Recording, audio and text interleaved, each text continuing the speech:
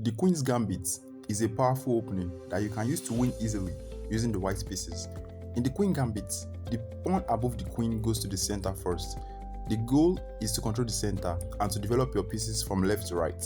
You want to control the center with the 3 pawns from C to E file. Usually, the D pawn goes to D4, hoping to advance the E pawn to the center as well. The opponent, knowing this, will try to stop you by playing the D7 to D5 pawn, attempting to take your pawn if placed on E4. You respond with the pawn C2 to C4, threatening the black pawn on D5. Sometimes the opponent is ignorant or makes a mistake and takes the pawn. Rejoice, he falls for your trap and he has accepted your Queen's Gambit. Advance E2 to E4 pawn. He tries to defend his hanging pawn.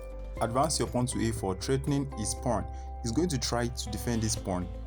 Either ways, take the pawn. He's going to lose his rook. What if it's the other pawn? Then take it also and you develop your knight. Threatening his hanging pawn, he's going to forever have to be defending this pawn, which you don't care about. Also, take the pawn. If he takes back with his pawn, then you are free to take the rook. Now let's go back. Let's look at the other pieces. What if he doesn't take the pawn and he tries to defend instead? Develop your knight to C3 always to pressure the pawn on D5. If he pushes pawn C7, then we'll call it the slap defense. What if he develops his knight? Then you can develop your bishop, pressuring his pawn and hoping to pin the other knight once it's developed. Once out, then you pin his knight with your bishop. He sees this and tries to defend with his bishop. Now your E2 pawn can advance. If you are playing against intelligence players, you try to attack your bishop with the pawn and then you keep your bishop safe. You should keep it safe. Most times, the next move for black is to castle. And now you can develop your knight. Nothing special about this move. Now, let's look at a new variation.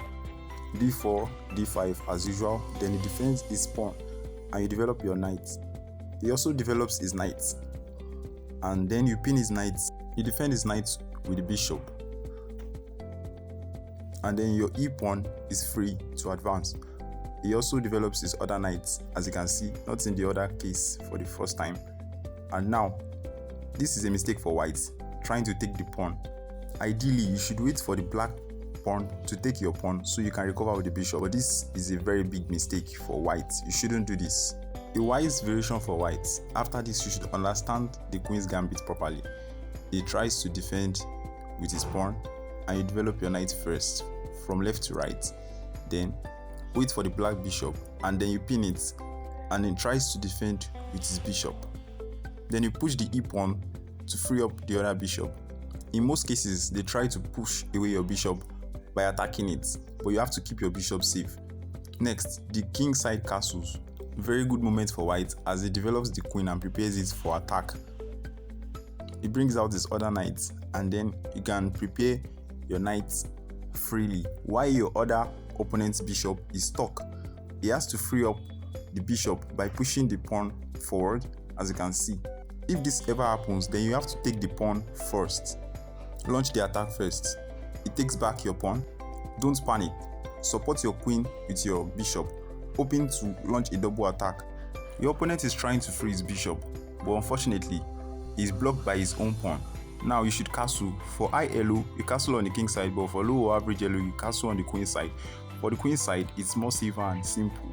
Stack your rooks together to prepare for attack while you push your pawns forward and pressure the opponent. Black sees an opportunity to attack with both the bishop or the knight, tries to pin your knight down. What do? Just follow the plan. Stack your rooks together. You are trying to launch an all attack into the king side. Your opponent tries to weaken your center by advancing his pawn, threatening the pawn on D4. Just ignore it and develop your knight. Now, he has 3 options to take.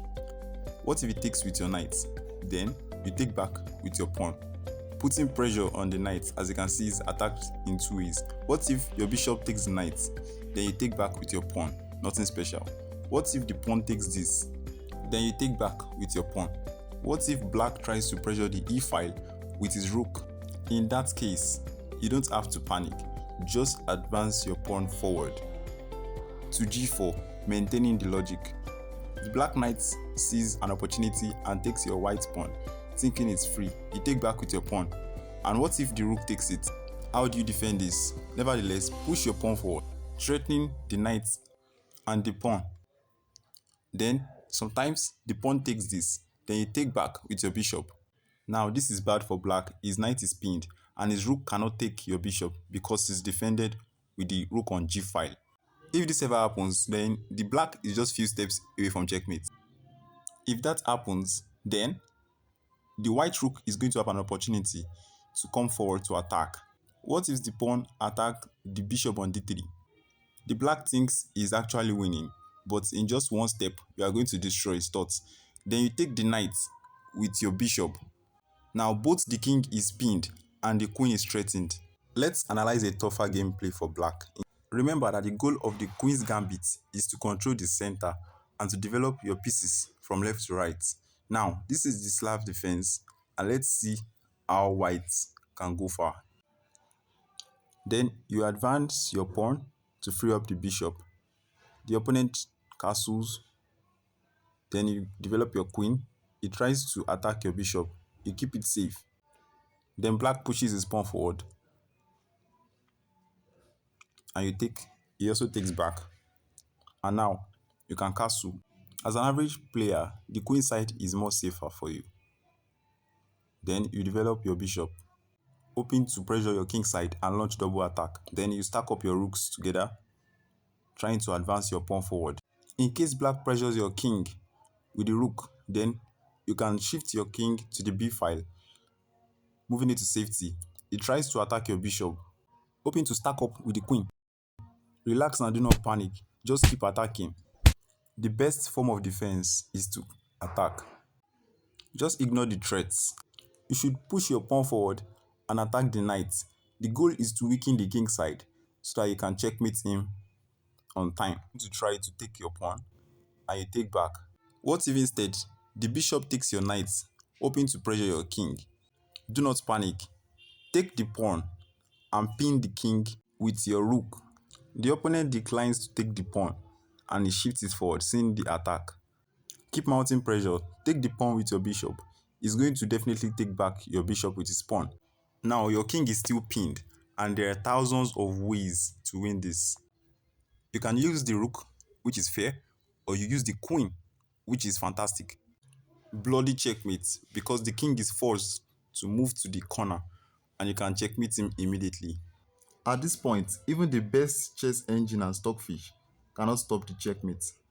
This is why the queen's gambit is deadly. Let us know if you want any other variation. Subscribe to our YouTube channel, turn on the notification button, like and share this video. Thank you.